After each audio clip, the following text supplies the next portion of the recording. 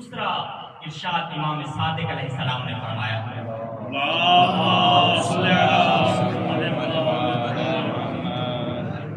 فرمایا والمعرفۃ بحقوق الاخوان، اپنے بھائیوں کی حقوق کی معرفت رکھنا، تابعات پہ غور کرنا۔ حجت خدا استعمال کر رہی ہے، فرمایا من افضل الصدقات والزکات، بھائیوں کے حقوق کی معرفت رکھنا بہترین صدقہ ہے، بہترین زکات ہے۔ اب اگلا جملہ سننا، فرمایا من افضل الحج والمجاہدات، بہترین حج ہے، بہترین جہاد ہے۔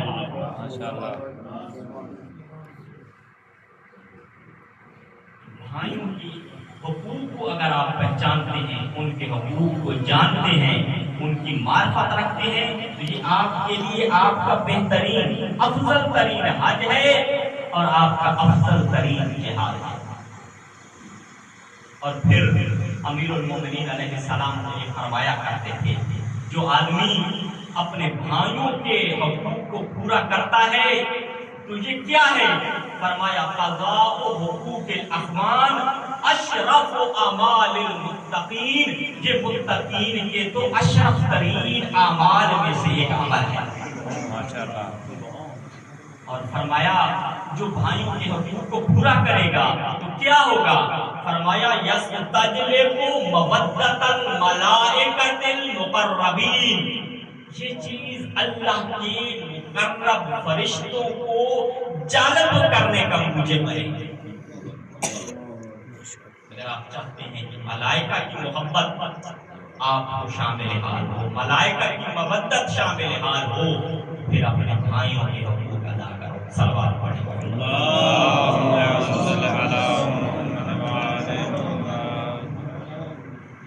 اب ہم معاشرے میں دیکھتے ہیں اکثر بھائی نے بھائی کو قتل کر دیا ہے، بھائی کے ساتھ لڑائی ہو گئی ہے، دونوں بھائیوں کی اولاد ہوئی ہے، ان کو یہ پتہ نہیں ہے کہ میرا چچا کون ہے۔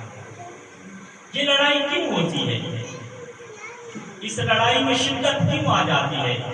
اس کی وجہ بھی معصوم نے اپنے فرمان میں بیان کی ہے کہ اگر آپ چاہتے ہیں کہ آپ کے بھائیوں کے درمیان لڑائی نہ ہو، آپ کے بھائیوں کے درمیان نفرت پیدا نہ ہو، بھائی بن کے رہے آپ کے ساتھ، تو پھر کیا کرنا چاہیے؟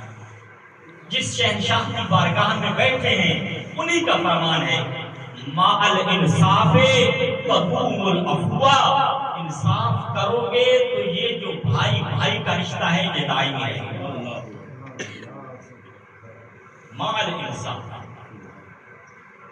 اور انصاف کب ہو سکتا ہے؟ جب انسان اپنے بھائی کے لیے وہی پسند کرے جو اپنے لیے پسند کرتا ہے۔ بڑا مشکل ملاق ہے، انسان کے ملاق بدل جاتے ہیں۔ جو اپنے لیے پسند کرے اپنے بھائی کے لیے وہی پسند کرے، اپنے بھائی سے انصاف کرے گا تو یہ بھائی کے ساتھ جو رشتہ ہے دائمی رہے گا۔ پرانی حدیث ہے لیکن میں شاہد مثال لے رہا ہوں، اور اس روایت کو علامہ مجلسی علیہ رحمہ نے بہار میں نقل کیا ہے۔ امام صادق علیہ السلام فرماتے ہیں، صلوات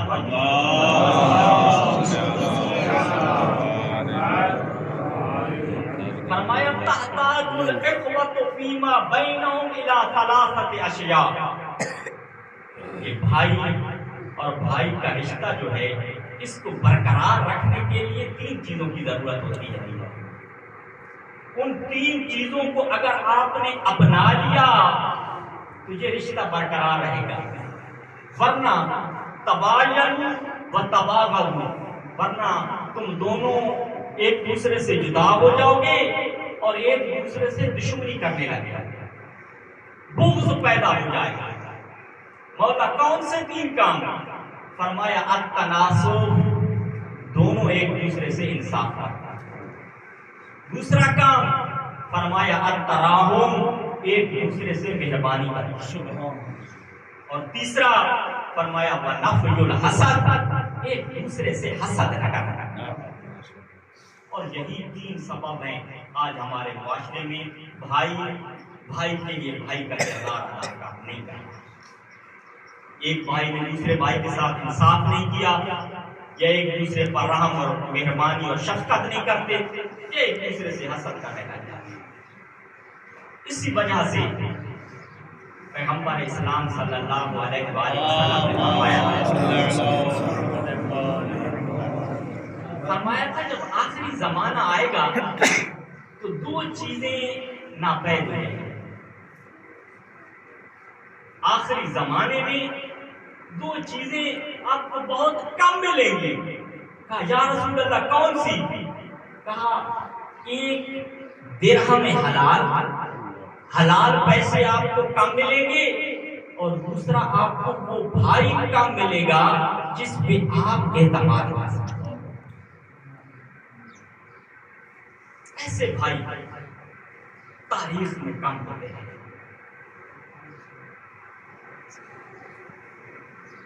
اور قسم بخدا بھائی کے معیار پہ پورا اترا ہے وہ سرکار وفات ہے. جو بھائی کے حقوق بیان کیے گئے، جو بھائی کی شرائط بیان کیے گئے، اس میزان پہ سرکار وفا اٹھے ہیں. اسی لیے عزیزوں میں اکثر سوچا کرتا ہوں جب بھی میں ان روایات کو پڑھتا ہوں، ان روایات کو دیکھتے دیکھتے میں ایک دعا کیا کرتا ہوں، خدا بند متعال کسی بڑے بھائی کو چھوٹے بھائی کی موت کا صدمہ نہ دکھائے.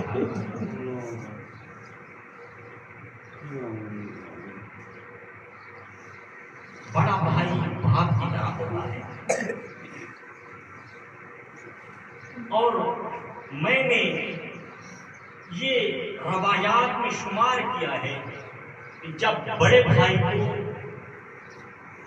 چھوٹے بھائی کا صدمہ اٹھانا پڑا تو بے ساختہ منہ سے نکلا الآن ان کا ساتھ ہے.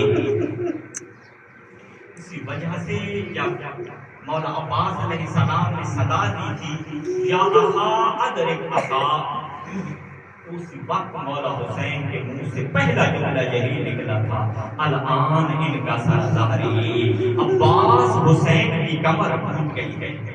بس عزاداروں میں نے مقاتل میں دیکھا جناب عباس علیہ السلام جب گھوڑے سے زمین پہ آنے لگے تو اس وقت جناب عباس کا سر زمین پہ نہیں آیا.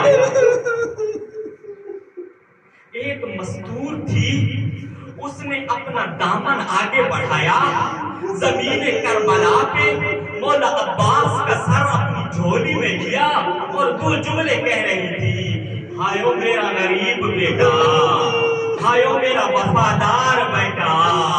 جب یہ جملے کہے تو جناب عباس نے تڑپ کے کہا اے بی بی میری ماں تو مدینے رہ گئی ہے، مجھے بیٹا کہہ کے بلانے والی کون؟ فرمایا عباس مجھے پہچان، میں تیری ماں زہرا ہوں، میں مدینہ چھوڑ کے تیرا سر گود میں لینے آئی ہوں. عزاداروں میں نے یہ پڑھا جب گود میں سر لیا تو اب بی بی نے آسمان کی طرف دیکھا. سنتے ہو نا عباس باب الحوائج ہے، یہ لقب تھا. بی بی نے اپنا دامن اٹھایا اور ایک جملہ کہا یا اللہ زہرا آج تجھ سے سوالی بنتی ہے، میری گود میں عباس کا سر ہے، میرے بیٹے عباس کو باب الحوائج بنا دے. اس نے میری زینب اور حسین سے ایسی وفا کی ہے، اب جو بھی میرے عباس کے در پہ آئے کوئی خالی واپس نہ جائے. عزاداروں اب کیا ہوا؟ صاحب چہرہ درخشاں کمر بنی ہاشم کی 5 نمبر جلد میں یہ جملے ہیں. کربلا میں جو بھی شہید ہوا ہے شہادت سے پہلے اللہ کا رسول کوثر کا جام بھر کے آتا، اس شہید کو پلاتا، اس شہید کی شہادت ہوتی. عزادارو جانتے ہو جب جناب زہرا کی گود میں مولا عباس کا سر تھا، اللہ کا رسول کوثر کا جام لے کے آیا. کہا عباس پانی پیو، عباس میں کوثر لے کے آیا ہوں۔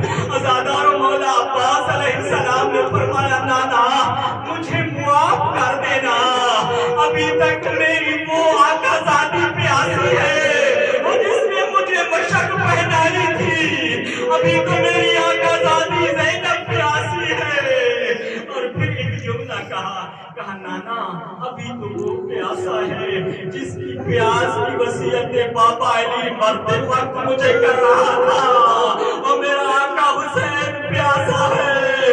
بس عزادارو مولا حسین جب بھائی کے سرحانے پہنچا، مکاتب نے لکھا 2 محظورین میں حسین مبتلا تھے، بمجرد ان سکت العباس ذهب جیش العدو الى محیم الحسین۔ جو ہی عباس گھوڑے سے زمین پہ آئے، لشکر نے لاش عباس کی طرف نہیں خیمہ زینب کی طرف پیش کرنا شروع کر۔ اب مولا حسین سوچ رہے تھے عباس کے لاشیں پہ جاؤں یا دشمن کو زینب کے خیمے سے دور بھگاؤں۔ بس عزادارو دشمنوں کو خیمے سے دور کیا۔ میں نے مکاتب میں دیکھا 4000 کا لشکر حسین کے آگے بھاگ رہا ہے۔ بھائی کے لاشے پہ پہنچے، جو ہی بھائی کے پاس آئے، عزادارو اچانک 4000 کے لشکر میں سے ایک ملعون نے آواز دی برگردید حسین بھی برادر شد، رک جاؤ حسین کا عباس مارا گیا۔ کہا اب کیا کریں؟ کہا آؤ حسین اور عباس کے گرد دائرہ بناتے ہیں، تماشا دیکھتے ہیں حسین عباس پہ روتا کیسے۔ سیدہ میں آپ کو یہ خطاب کر کے جملہ کہہ رہا ہوں، بھائی کی موت پہ ہر کوئی روتا ہے، ہر کوئی روتا ہے۔ میں نے آپ کو بھی روتے ہوئے دیکھا، آپ کو دھاڑے مارتے ہوئے روتے ہوئے دیکھا۔ میں امیر المومنین سے معافی مانگ کے جملہ کہنے لگا ہوں، آپ سادات سے معافی مانگ کے جملہ کہنے لگا ہوں۔ میرا جملہ حوصلے سے سنا۔ مکاتب نے لکھا جو تماشا دیکھ رہے تھے حسین رو کیسے رہا تھا، کہا کان الحسین یبکی کطفل الیتیم۔ حسین ایسے رو رہا تھا وہ جیسے کوئی یتیم روتا ہے۔ بس عزادارو روتے روتے مولا حسین نے 3 جملے کہے۔ پہلا جملہ کہا آخری میں یحمی بنات محمد یسترحمنا من لا یرحم۔ عباس بتاؤ تو صحیح، اب میری بہنوں کی جب چادر لوٹنے والے چادر لوٹیں گے، وہ محمد کی بیٹیوں کی حفاظت کون کرے گا؟ اور دوسرا جملہ عزادار مولا حسین نے بڑا ہی غربت بھرا بیان کیا، فرمایا ما خفت بعدک، عباس میں نے تو آپ کے بعد سوچا بھی نہیں تھا، ان تشل سوائدی وتکف باصرتی وظہر یکسر۔ عباس تیرے جانے کے بعد میں نے نہیں سوچا تھا میرے باتوں کی طاقت جواب دے جائے گی، میری بصارت چلی جائے گی، وہ میری کمر ٹوٹ جائے گی۔ بس عزادار حسین بھائی کے سہانے آیا، بھائی کا سر گود میں لیتے ہیں، مولا عباس سر زمین پہ رکھ دیتے ہیں، پھر مولا حسین گود میں رکھتے ہیں، مولا عباس سر زمین پہ رکھ دیتے ہیں۔ جب 3 دفعہ ایسا کیا تو فرمایا عباس کیوں میری گود میں سر کیوں نہیں رکھنا چاہتے؟ فرمایا مولا اس لیے نہیں رکھنا چاہتا، جب تھوڑی دیر بعد آپ کا سر زمین کربلا میں ہوگا، آپ کا سر جھولی میں کون رکھے گا؟ عزادارو یہ جملے میں نے پڑھے نہیں ہیں، مگر جناب زہرا کی آواز آئی ہوگی، عباس بیٹا کیوں پریشان ہوتے ہو؟ جس ماں نے تمہارا سر گود میں لیا ہے، میں زہرا حسین کا سر گود میں لینے آ جاؤں گی۔ بس عزادارو مہدی کا اذان لکھتے ہیں، مولا حسین نے اپنی ٹانگیں عباس کے ساتھ پھیلا دی، اب مولا عباس نے اپنی دامن کو سینے پہ لگایا ہوا تھا۔ مولا حسین نے تڑپ کے پوچھا عباس آپ کے پاؤں کٹ گئے ہیں، اس وجہ سے اپنے پاؤں سیدھے نہیں کر رہے؟ کہا نہیں آقا، نہیں آقا، میں اس لیے نہیں کر رہا۔ عباس کیوں؟ فرمایا استحیی من امک فاطمہ، مجھے آپ کی ماں زہرا سے حیا آتی ہے۔ تجلس امامی، مطلب میرے سامنے بیٹھی ہے، آپ کی ماں زہرا کے سامنے اپنے پاؤں کیسے پھیلاؤں؟ اب مولا حسین نے کہا عباس ساری زندگی اپنا نوکر کہلوایا ہے، اپنا خادم کہلواتے رہے، جب بھی کسی نے پوچھا کہتے تھے حسین کا خادم ہوں۔ عباس ایک مرتبہ مجھے بھائی کہہ دو بس۔ عزادار مولا حسین نے فرمایا آئیو میرا مظلوم بھائی، آئیو میرا دکھوں کا مارا بھائی، بس عزادارو یہ بات ہوئی۔ جناب عباس علیہ السلام کا لاشا حسین نے اٹھانا چاہا۔ عزادارو دو وجوہات میں آپ کی خدمت میں بیان کروں گا۔ پہلی وجہ تو یہ بیان کی تھی نا، جو زخمی اتنا تھا لاشا حسین اٹھا نہیں سکتے تھے، مگر ایک دوسری وجہ بھی علماء نے لکھی ہے۔ دوسری وجہ یہ بیان کی گئی ہے، رو رو کے مولا عباس کہتے تھے آقا حسین میرا لاشا خیام میں نہ لے کے جانا، ابھی پوری فوج کو نہیں پتہ چلا عباس ختم ہو گیا ہے، ورنہ میری زینب کے خیمے پہ حملہ کر دیں گے۔ بس عزادار حسین اٹھا۔ اب یزیدی فوج نے سمجھا عباس زندہ ہے، عزادارو جناب عباس کے لاشے پہ حملہ کیا، 3 حصے جناب عباس کے گوشت کے زمین کربلا پہ مل دیے، اور دشمنوں نے نیزے پہ جناب عباس کا گوشت اٹھا کے بلند کیا۔ شاید کہہ رہے ہوں گے حسین دے تیرے عباس کے گوشت کے ٹکڑے ہم نے نیزے پہ بلند کر دیے۔ بس عزادارو مولا حسین خیام میں پہنچے۔ عزادارو اب جناب زینب کی غربت سن لو اور میں مجلس تمام کرنے لگا ہوں۔ عزادارو میں آل محمد کے غریبوں میں جس کی غربت سب سے زیادہ دیکھی ہے وہ علی کی بیٹی زینب ہے۔ سنو گے عزادارو، جب بی بی غریب کیوں ہے؟ اس لیے کہ بی بی نے کچھ چیزوں کا وعدہ کیا تھا بیویوں سے، اور جب اس وعدہ پورا کرنے کا وقت آیا علی کی بیٹی پورا نہ کر سکی۔ علماء نے لکھا مدینے سے جب بیویاں نکلنے لگی تھی تو فخر سے کہتی تھی بیویوں اپنے پردے سے مت گھبراؤ، تمہارے پردے کی میں ضامن ہوں۔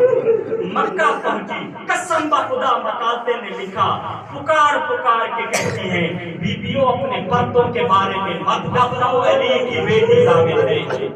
کربلا میں پہنچی کہتی رہی مت رو، تمہارے پردے کی میں ضامن ہوں۔ شب عاشور بیویوں کو بلایا، بلا کے کہا بیویوں کیوں روتی ہو، تمہارے پردے کی ضامن علی کی بیٹی ہے۔ عزادار سنو گے جب حسین خیام میں پہنچے، حسین کو بتانے کی ضرورت نہیں تھی، بیویوں کو پتہ چل گیا تھا عباس مارا گیا۔ عزادار سنو گے علی کی بیٹی کی غربت آہستہ آہستہ کہہ رہی تھی اماں فضا ذرا بیویوں کو تو بلاؤ۔ عزادار جب بیوی آئی تو ہاتھ باندھ کے کہا اے بیویوں، مدینے سے کہہ رہی تھی تمہارے پردوں کی ضامن علی کی بیٹی، وہ میں جس کے سہارے یہ ضمانت لے رہی تھی میرا عباس چلا گیا، وہ میں تمہارے پردوں کی ضمانت واپس۔ انا للہ و انا الیہ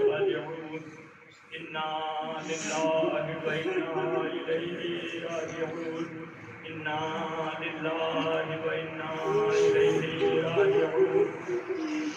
اللہم صل علی محمد اللهم صل على محمد وآل محمد اللهم صل على محمد وآل محمد کریم اللہ تجھے واسطہ جناب سرکار وفات مصائب کا امام زمان علیہ السلام کو جلد فرما کریم اللہ امام زمان علیہ السلام کو جلد فرما کریم اللہ امام زمان علیہ السلام کو جلد فرما امام زمان علیہ السلام کے دشمنان کو دیش کے نابود فرما امام زمان علیہ السلام کے دشمنوں کو دیش کے نابود فرما امام زمان علیہ السلام کی آپ نصرت اور حفاظت فرما کریم اللہ ہمیں امام زمان علیہ السلام اور امام حسین علیہ السلام کی خدمت کرنے کی توفیق عطا فرما کریم اللہ اس مجلس اعلیٰ کا ثواب برادر عزیز مرحوم رجب العباس سید کو ایصال فرما کریم اللہ جناب عباس علیہ السلام کی سبیت ان کی درجات بلند فرما ان کو آل محمد کی جوار میں جگہ عطا فرما اعلیٰ سید کی جتنے مرحوم اس دنیا سے چل بسے ہیں ان کی درجات بلند فرما ان کو اعلیٰ علیین کی جگہ عطا فرما ان کو آل محمد کے قرب و جوار نصیب فرما کریم اللہ جتنے عزادات یہاں پہ موجود ہیں ان کے مرحومین کی مغفرت فرما ان کے مرحومین کے گناہ معاف فرما ان کے مرحومین کے درجات بلند فرما ان کے مرحومین کو آل محمد کی شفاعت نصیب فرما کریم اللہ جب اللہ عزیز امیر المومنین کی بارگاہ میں تشریف رکھتے ہیں کریم اللہ ان کو اپنے مقاصد کی کامیابی عطا فرما ان کے روح میں آل محمد کی خیرات عطا فرما اللہم صل علی محمد و آل محمد